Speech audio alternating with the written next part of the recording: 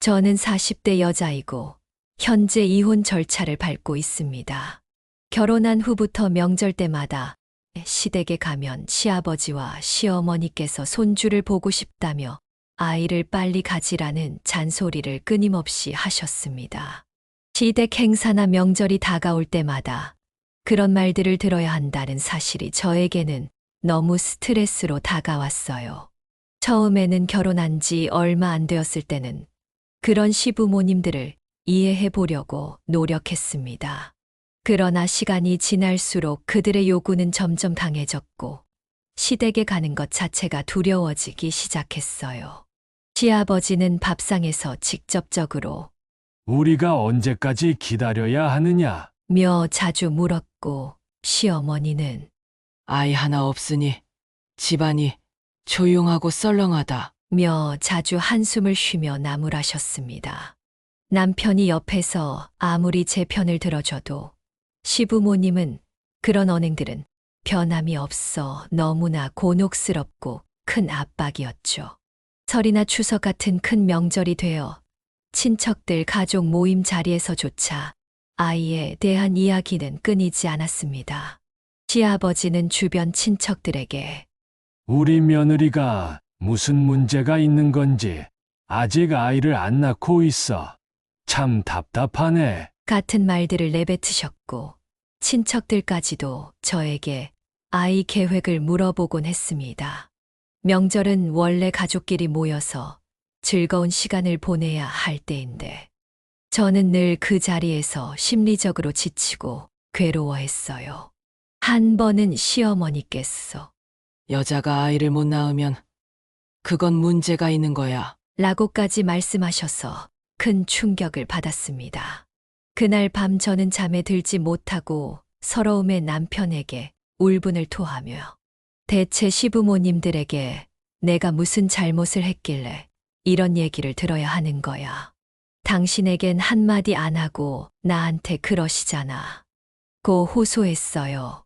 남편은 그런 저에게 미안하다며 달래주고 시부모님 앞에서 제 편을 들어줬지만 그의 노력에도 불구하고 시댁에서의 간섭은 계속됐습니다. 그렇게 매번 명절이 다가올 때마다 시댁에 가는 발걸음이 무거웠습니다. 저와 남편은 서로 관계도 원만했고 아이를 가지려고 노력했지만 3년이 지나도 생기지 않자 저도 점점 불안해졌습니다.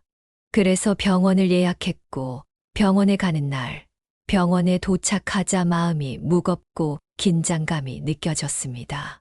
대기실에 앉아 있으면 다른 사람들의 시선이 느껴지는 것 같기도 했고 아이를 기대하는 다른 부부들이나 임신한 여성들을 보면서 저도 모르게 마음이 초조해졌습니다. 저도 저 자리에 앉아 임신 소식을 기다리는 사람이 될 수 있을까? 그런 생각들이 머릿속을 떠나지 않았습니다. 차례가 되어 이름이 불리고 진료실로 들어갔습니다. 의사는 차분한 목소리로 제 이야기를 들었습니다. 4년째 아이가 생기지 않아 걱정이 되어서 검사를 받고 싶어요. 라고 말하는 제 목소리엔 불안함이 가득 차 있었습니다. 의사는 친절하게 저를 안심시키며 필요한 검사를 진행하겠다고 했습니다. 검사가 시작되었고 초음파와 혈액 검사 등을 받았습니다. 검사 도중에는 긴장이 풀리지 않았고 혹시 제 몸에 문제가 있을까봐 조마조마한 마음이 들었습니다. 시간이 더디게 흘러가는 듯 했지만 모든 검사가 끝났고 다시 진료실에 앉아 결과를 기다렸습니다. 의사는 결과를 보며 차분한 목소리로 검사 결과 당신에게는 아무 문제가 없습니다. 아주 건강한 상태입니다. 라고 말했습니다. 그 순간 저는 안도의 한숨을 내쉬었습니다. 내 몸에 이상이 없다는 사실은 다행이었지만 동시에 더 큰 혼란이 밀려왔습니다. 그렇다면 왜 우리가 아이를 가질 수 없는 걸까? 남편에게 문제가 있는 건 아닐까 하는 의문이 들기 시작했어요. 의사는 남편도 검사를 받아보는 것이 좋겠다고 조언했습니다. 남편분도 같이 검사를 받아보시는 게 좋겠습니다. 명확한 이유 없이도 난임이 부부들이 늘고 있으니 걱정 마시고 가볍게 검사해 보시는 게 좋을 것 같습니다. 라는 말을 듣고 나는 고개를 끄덕이며 집으로 돌아왔습니다. 집으로 가는 길, 저는 여러 가지 생각에 잠겼습니다. 남편이 검사를 받는 것을 어떻게 설득할지, 그리고 혹시나 남편에게 문제가 있다면 그 사실을 어떻게 받아들여야 할지 고민이 많았습니다. 하지만 한편으로는 남편에게 무슨 일이 있더라도 우리는 함께 이겨낼 수 있을 거라고 믿었습니다. 힘들게 남편에게 말을 꺼냈더니 다행히도 본인도 병원에 가서 검사를 받는다고 하였고 바로 병원 예약을 하였습니다. 남편이 검사 받기로 한 날 아침, 저는 병원 잘 다녀와 라고 하며 평소처럼 아침 식사를 준비해 주었습니다. 남편은 다소 무거운 표정이었지만 애써 웃으면서 알겠어. 다녀올게. 라고 말하며 집을 나섰습니다. 남편이 병원에 가는 날, 저는 내심 불안한 마음이 들었습니다. 혹시나 남편에게 문제 있어 임신이 안 되는 거라면 검사 결과를 들었을 때 많이 충격을 받을까봐 걱정이 되었습니다. 남편은 병원에 혼자 가서 검사를 받고 결과를 기다리는 동안 매우 긴장했을 것입니다. 그는 그날 아무 말 없이 돌아왔습니다. 저는 검사 결과는 어땠냐고 물었지만 남편은 나도 큰 이상 없다는데 라며 말을 아꼈습니다. 저는 남편이 검사 받느라고 피곤한가 싶어 더 이상 캐묻지 않았습니다. 요즘 부부에게 별다른 문제 없어도 난임인 부부들이 많다고 하니 저희는 다시 아이를 갖기 위해 많은 노력들을 했습니다. 임신이 잘 된다는 한약도 지어 먹고 음식들도 챙겨 먹으며 시간을 보냈습니다. 그러던 어느 날에 며칠째 생리가 미뤄지고 몸살 감기 같은 느낌이 있고 쉽게 피곤해지고 메스꺼움이 계속되었습니다. 혹시나 하는 기대하는 마음으로 임신 테스트기를 해보니 2줄이 떴습니다. 정말 놀랐고 기뻤지만 오랜 기간 아이가 생기지 않아 기대와 실망을 반복하던 나날들이었기 때문에 남편에게 이야기하지 않고 혼자서 병원을 가기로 하였습니다. 병원에 가는 길은 이상할 정도로 길게 느껴졌습니다. 마음이 두근거렸고 혹시나 헛된 기대를 하고 있는 게 아닐까 걱정도 됐어요. 한편으로는 정말 임신이라면 어떤 기분일까? 아이를 가지게 됐다면 남편은 어떤 반응을 보일까? 다양한 생각들이 머릿속을 맴돌았습니다. 병원에 도착해 접수를 하고 대기실에 앉아 있는데 주변에 임신한 여성들이 눈에 들어왔습니다. 그들을 보면서 저도 그 자리에 서게 될 수 있을까 하는 생각이 들었어요. 저도 곧 엄마가 될지도 모른다는 생각에 설렜지만 혹시 기대가 무너질까봐 겁도 났습니다. 제 차례가 되었고 떨리는 마음으로 진료실에 들어갔습니다. 의사 선생님은 제 증상을 듣고는 검사를 해보겠습니다. 라고 말했습니다. 저는 긴장된 마음으로 검사를 기다렸습니다. 몇 분의 시간이 길게만 느껴졌습니다. 손끝이 떨릴 정도로 긴장됐고 심장이 쿵쿵 뛰었습니다. 그리고 드디어 의사 선생님이 미소를 띠며 축하한다며 임신이라고 말씀하셨습니다. 그 순간 믿을 수 없을 만큼 큰 감정이 밀려왔습니다. 기쁨, 놀라움, 안도감, 모든 것이 한꺼번에 터져 나왔어요. 눈물이 핑 돌았고 떨리는 목소리로 정말요? 제가 임신한 게 맞나요? 라고 되물었습니다. 의사 선생님은 고개를 끄덕이며 초음파 사진까지 보여주었습니다. 작은 점 하나가 화면에 보였고 그게 바로 제 배 속에 있는 생명이었습니다. 병원을 나서면서 눈물이 나올 것 같았지만 한편으론 남편에게 이 소식을 어떻게 전할지 생각하느라 정신이 없었어요. 집에 돌아가는 길, 저는 여러 번 남편에게 전화를 걸려다가 멈췄습니다. 어떻게 말해야 할까? 남편이 얼마나 기뻐할까? 아니면 감동을 받아 눈물 흘리는 건 아닐까 하는 온갖 생각이 스쳐갔습니다. 집에 도착해서 저는 진정한 후 퇴근한 남편에게 초음파 사진을 보여주며 임신 소식을 전했지만 예상 밖의 반응에 당황할 수밖에 없었습니다. 남편은 얼떨떨한 표정으로 당황한 채 예상보다 잔잔한 반응을 보였고 축하 대신 어색한 침묵이 흘렀습니다. 그 순간 저는 무언가 이상하다는 느낌이 들었지만 너무 놀란 나머지 어떤 표현도 하지 못했겠거니 넘겨 짚었습니다. 그런데 임신 사실을 알게 된 후 남편은 그 이후로 점점 더 말수가 줄었고 저와의 대화에서도 거리를 두기 시작했습니다.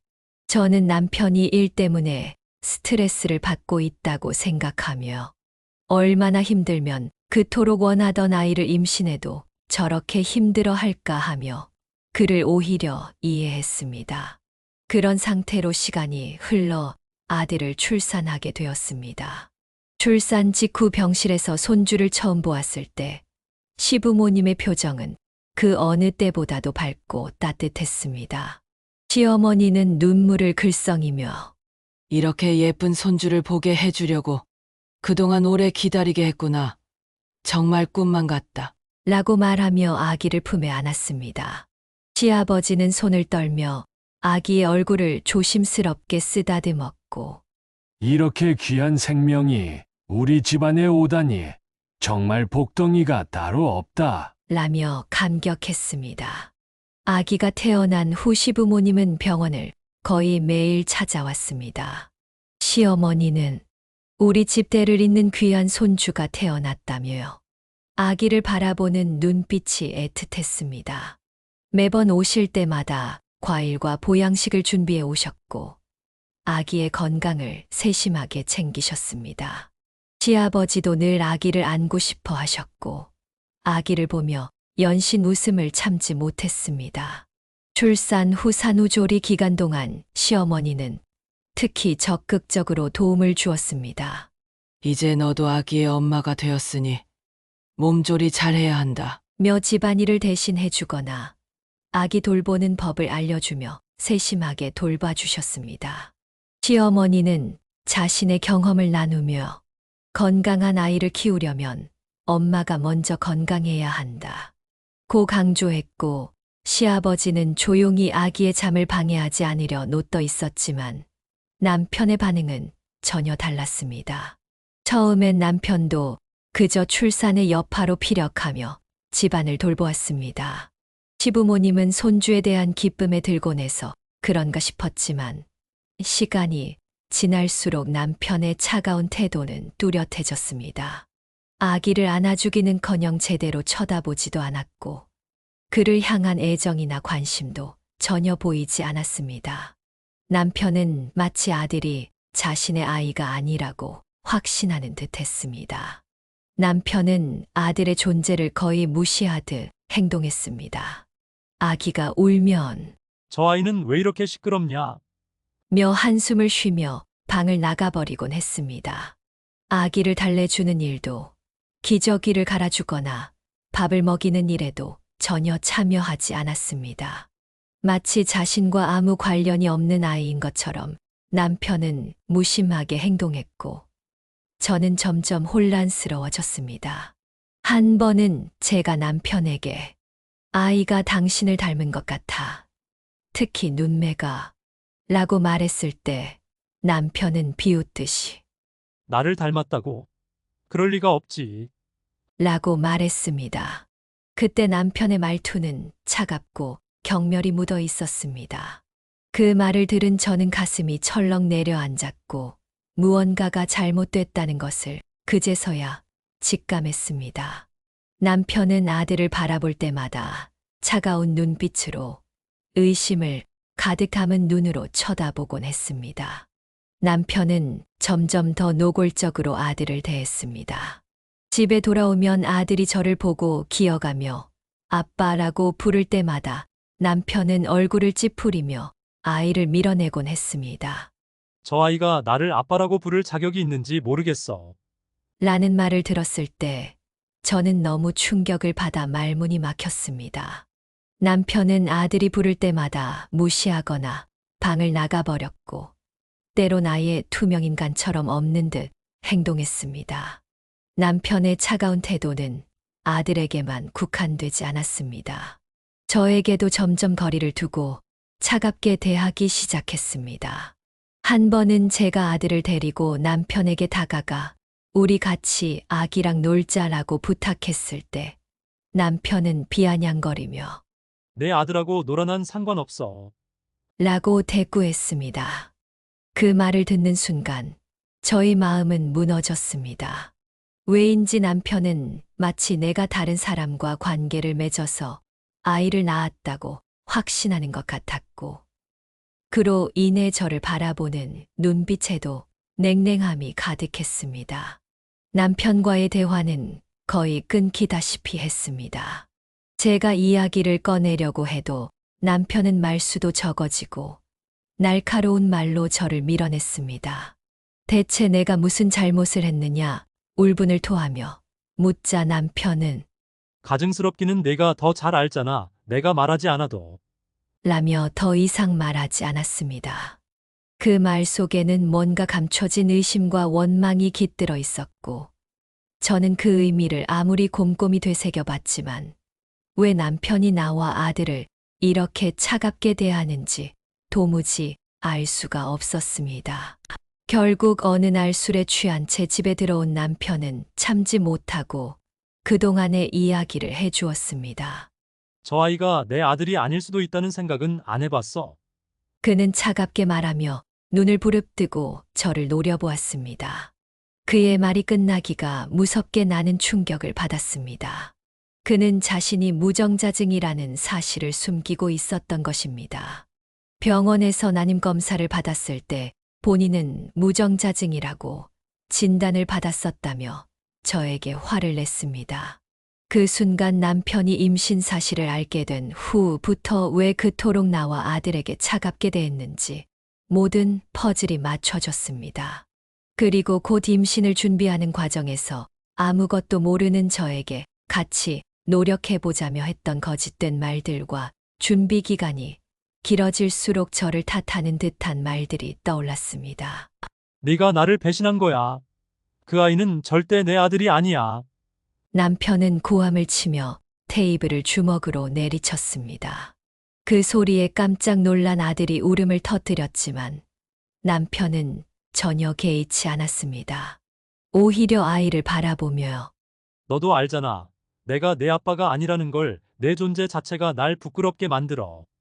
라며 차가운 눈빛으로 말했습니다. 저는 경악하며 남편에게 다가가 대체 무슨 소리를 하는 거야? 그건 사실이 아니야. 라고 외쳤지만 그는 더 이상 이성적인 대화를 할 수 있는 상태가 아니었습니다. 남편은 내 말을 들으려 하지 않고 갑자기 나를 밀어붙이기 시작했습니다. 네가 나를 속였잖아. 내가 무정자증인데 어떻게 이 아이가 생긴 거냐고. 그는 나를 벽 쪽으로 밀어붙였고 나는 공포에 질려 몸을 움츠렸습니다. 그의 분노는 차갑고도 잔인했습니다. 그가 내 얼굴 앞에 주먹을 쥔 채로 다가오며 네가 나를 기만한 거야. 라고 외칠 때 나는 숨조차 쉴 수 없을 정도로 무서웠습니다. 그 순간 나는 더 이상 참을 수 없었습니다. 내 안에 쌓였던 모든 억울함과 분노가 한꺼번에 폭발했습니다. 그만해. 나는 눈물을 흘리며 외쳤습니다. 당신은 처음부터 나한테 아무 말도 하지 않았잖아. 내가 무정자증이었으면서도 날 속이고 그 사실을 말하지도 않았잖아. 그렇게 나를 의심하는 동안 어째서 유전자 검사 해볼 생각은 안 해봤는데 그런 사실 확인조차 해보지 않고 당신은 나를 의심하고 아이와 나에게 큰 상처를 줬어. 나는 그동안 억눌러왔던 고통을 한꺼번에 쏟아냈습니다. 내가 울부짖으며 진실을 말했을 때 남편은 잠시 얼어붙은 듯 보였습니다. 유전자 검사를 해볼 게 뭐가 있어. 내 아이가 아닌데. 무정자증은 임신할 수 있는 확률이 아예 없다고. 그날 밤 남편은 집을 박차고 나갔습니다. 문이 쾅 닫히는 소리와 함께 내 가슴 속의 마지막 희망마저 무너졌습니다. 나는 텅 빈 집에서 혼자 남겨진 채 그동안 나와 우리 가족이 겪었던 고통과 비극을 곱씹으며 눈물을 흘렸습니다. 그렇게 다음날 아침 저는 남편의 머리카락과 아이의 머리카락으로 유전자 검사를 신청해 놓았습니다. 남편도 병원에서 다시 재검사를 했는지 그날 밤에 저에게 대화를 하자더군요. 나를 믿지 못하고 아이와 나에게 준 상처는 당신을 볼 때마다 떠올라서 같이 살 수 없어요. 이혼해요. 유전자 검사는 내가 신청해 놓았으니 결과 나오면 양육비는 똑바로 보내세요. 남편은 그제서야 울며 불면 미안하다며 사죄했지만 이미 저는 돌이킬 수 없을 만큼 상처를 받았습니다. 시부모님은 손주를 보기 위해 가끔씩 연락을 해왔지만 저에게는 더 이상 그들의 연락에 응해줄 필요가 없었기에 무시했습니다. 남편의 외면과 불신, 그로 인한 상처는 너무 깊었고 우리 가족은 완전히 파탄나 버렸습니다. 이혼은 절대 안 된다며 용서를 구하던 남편은 단호한 저의 태도로 결국 살고 있던 집과 재산을 저에게 주며 떠났고 저는 혼자 아이를 돌보며 살아가야 합니다. 가끔씩 남편이 왜 그런 선택을 했는지 이해하려고 애써봤지만 그의 차가운 눈빛과 마지막 말들이 계속 떠올라 마음이 무너졌습니다.